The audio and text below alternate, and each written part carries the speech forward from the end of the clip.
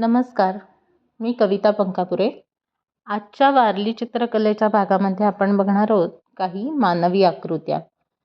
आपल्याला तर माहितीच आहे की 2 त्रिकोण, काड्या, डोक्यासाठीचे गोल एवढं काढलं की वारलीमधली मानवाची आकृती अगदी सोपी तयार होते. पण आपण दरवेळेला फक्त डान्स करणाऱ्या किंवा उभ्या असलेल्या एवढ्याच वारली आकृत्या काढून चित्र पूर्ण करतो.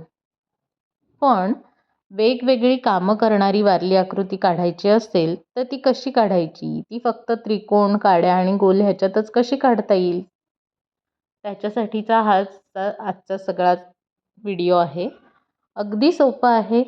काही ठराविक मूलभूत गोष्टी लक्षात घेतल्या की तुम्हाला ह्या आकृती अगदी सोप्या येणार आहेत काढायला.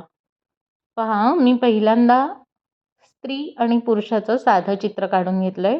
सरळ काड्या पायाच्या आणि थोड्या 2 बाजूला तिरक्या हाताच्या काड्या. त्याच्या शेजारी थोडं हालचाल करायला आता सगळ्या आकृत्या बघा सुरुवात झाल्यात. कमरेवर हात धरून उभी राहिलेली एक स्त्री आणि चालणारा किंवा डान्स करणारा एक पुरुष. आता ही जी बुट्टी डोक्यावरती घेतलेली स्त्री आहे किंवा टोपली डोक्यावरती घेतलेली स्त्री किंवा पुरुष, ते चालत चाललेत हे दाखवण्यासाठी काय करायला लागेल आपल्याला? तर एक पाय थोडासा छोटा काढलाय जो पाठच्या बाजूला आहे आणि एक पाय पुढे आहे, त्याच्यामुळे त्याच्यात कृती दिसतीये. त्याच्या शेजारी ध्यानस्थ बसलेली आकृती आहे. ती गुडघ्यांमध्ये जरासे पाय जास्त वाकवलेत आणि आतल्या बाजूला वळवलेत, त्याच्यामुळे ती बसलेली आकृती निर्माण झाली आहे.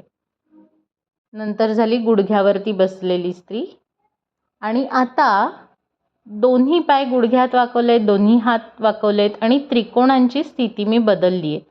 त्याच्यावरून पहा, ती व्यक्ती काहीतरी मातीत काम करते हे दिसतं. आता पुढच्या वेळेला प्रत्येक वेळेला लक्षात येईल की 2 जे त्रिकोण आपण सरळ काढत होतो त्याच्यातले कोन, त्याच्यातलं अंतर थोडं बदलून आपण वारली चित्रकला वेगवेगळ्या प्रकारे काढू शकतो. वारलीतली जी मानवाकृती आहेत त्या.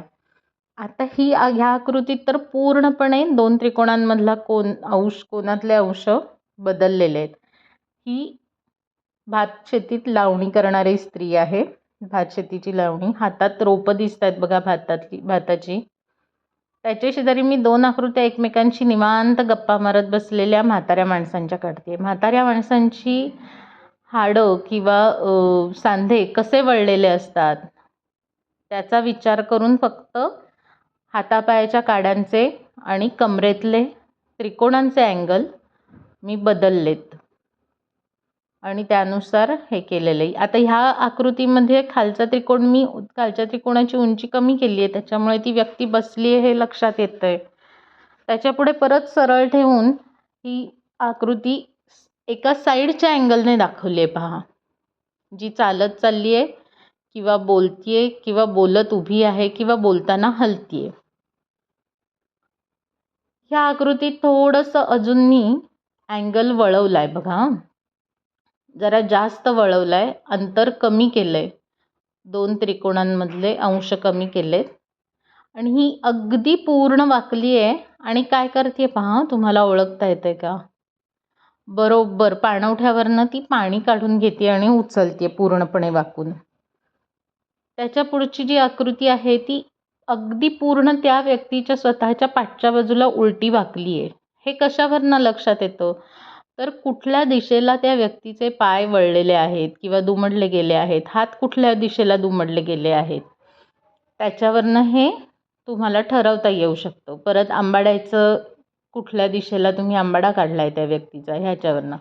आताची आकृती आहे ती आहे देवाची.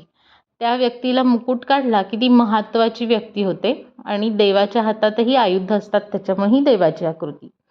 याच्या पुढची आकृती आहे ताडाच्या झाडावरून ताडी काढणाऱ्या व्यक्तीची.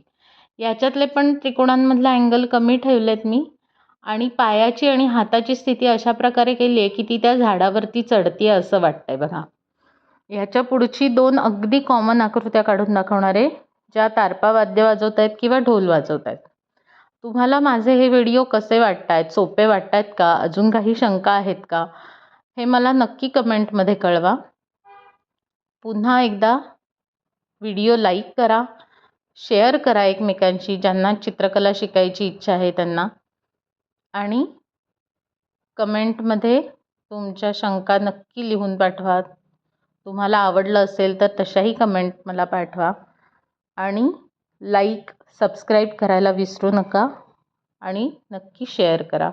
धन्यवाद.